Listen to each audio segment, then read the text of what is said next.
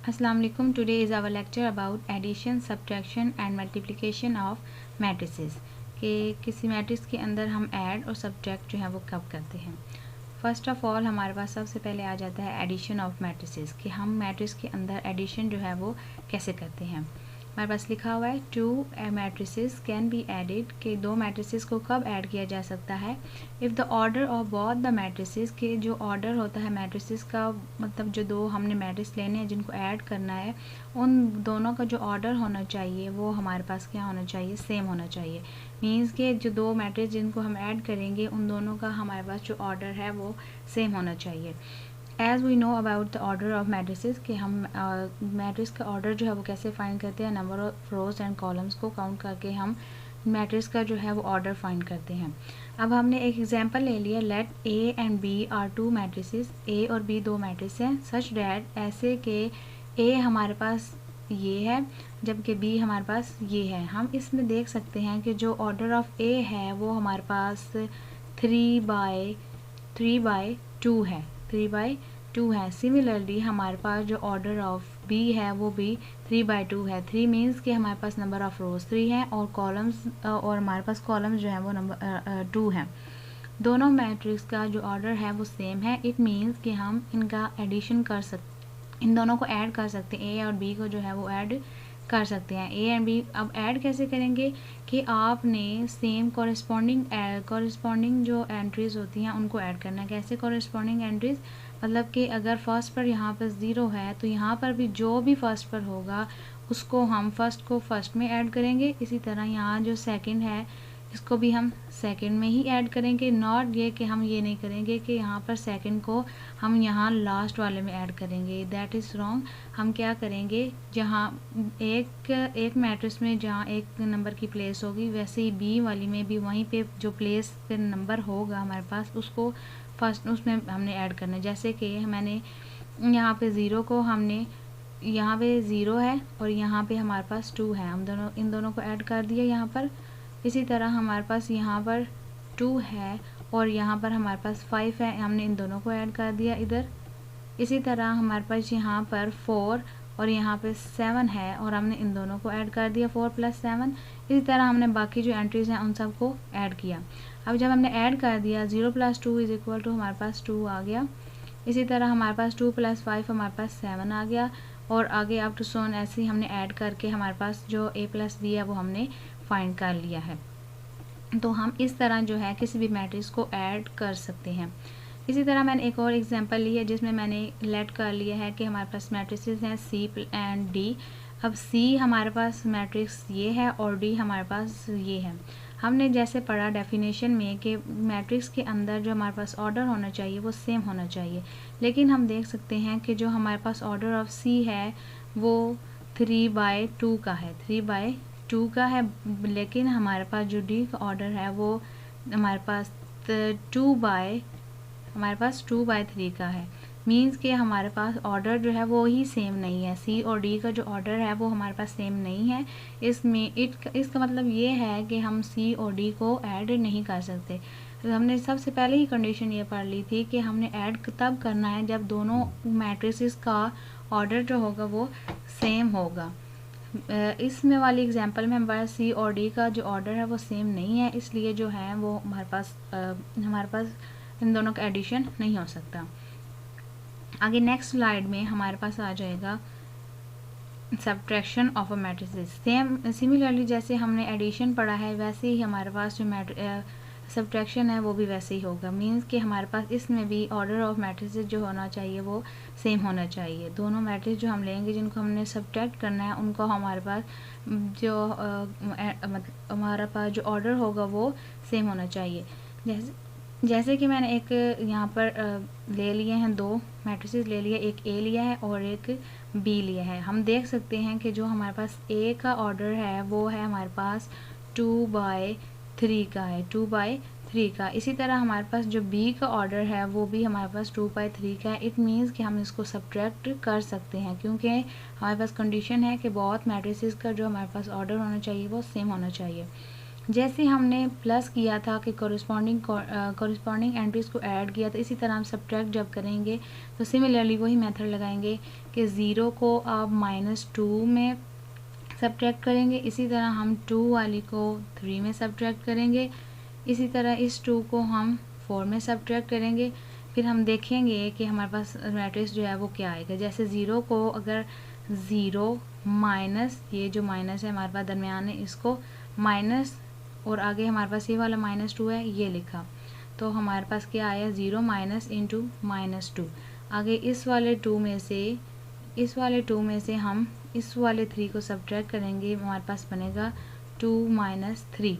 इसी तरह हमारे पास यहाँ पे आगे नेक्स्ट हमारे पास है 2 और फिर माइनस करेंगे इस वाले 4 में से, तो 2 माइनस 4। इसी तरह बाकी हम तीनों जो एंट्रीज नीचे वाली हैं उनको सब्ट्रैक्ट करेंगे, तो हमारे पास आंसर जो है वो मैट्रिक्स ये वाला आएगा।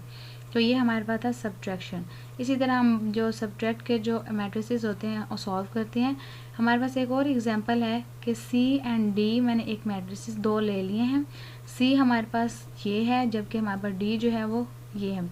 हम इसमें ये देख सकते हैं, the point to be noted, कि हमारे पास इसका ऑर्डर, सी का जो ऑर्डर है वो 2/2 का है, जबकि 2/2, जबकि हमारे पास ऑर्डर ऑफ डी जो है वो हमारे पास क्या है 3/1, कि हमारे पास नंबर ऑफ रोज 3 है और हमारे पास कॉलम 1 है। मीन्स कि हमारे पास इधर तो ऑर्डर जो है वो सेम है ही नहीं, तो ये दोनों जो हैं वो सब्ट्रैक्ट नहीं हो सकते। क्या हम कहेंगे कि इन दोनों का सब्ट्रैक्शन जो है वो नहीं हो सकता। सी माइनस यहाँ पे फॉर मिस्टेक लिख लिया, ए माइनस बी यहाँ पे आएगा, सी माइनस डी जो है वो फाइंड नहीं हो सकता। क्यों नहीं हो सकता? क्योंकि दोनों matrix, because both the matrices are not same, because order of both the matrices, इन दोनों का जो ऑर्डर है वो सेम नहीं है। ठीक है, आगे हमारे पास नेक्स्ट स्लाइड में आ जाता है लास्ट पर हमारे पास मल्टीप्लिकेशन ऑफ मैट्रिसेस के, मैट्रिसेस के अंदर जो है मल्टीप्लिकेशन वो है वैसे सॉल्व करते हैं। हमारे पास है कि 2 matrices can be multiply, 2 matrix को कब मल्टीप्लाई किया जा सकता है, if the number of columns in matrix A matrix जो हम लेंगे, जो ए की जगह यहाँ पे कोई भी मैट्रिक्स हो सकता है, लेकिन ए मैट्रिक्स कौन सा होगा, जो हम पहला मैट्रिक्स लेंगे।